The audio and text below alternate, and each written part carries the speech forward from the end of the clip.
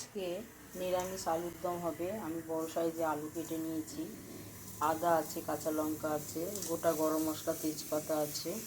আর এতে আগে আদা আর কাঁচা লঙ্কাটা পেস্ট করে নিয়ে পোস্তটাও পেস্ট করে তেল অয়েল দিয়ে আগে আমি ফ্রাই করে নিই।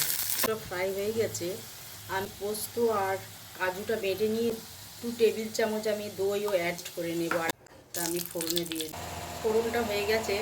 আদা আর কাঁচা লঙ্কা বাটা মশলা অ্যাড করবো। হাফ চামচ কাশ্মীরি লঙ্কা দিলাম, কাঁচা দিলাম, ভাজা জিরে গুঁড়ো দিলাম হাফ চামচ, আর চিনি দেবো হাফ চামচ। গুঁড়ো কষানো হয়ে গেছে। এবার আলুগুলো দিয়ে একটু টমেটো অ্যাড করে দিলাম, হাফ বাটি জল দিয়ে দিলাম।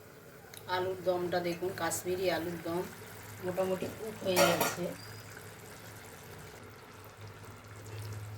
দই, কাজু, কিশমিশ, দই, কাজু আর পোস্ত পেস্ট করে রেখেছি, এটা আমি অ্যাড করে দিলাম।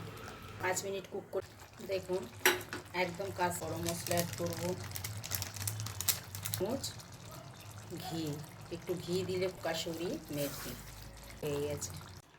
দেখুন কাশ্মীরি আলুর দমটা আমি পরোটার সাথে সার্ভ করে দিয়েছি।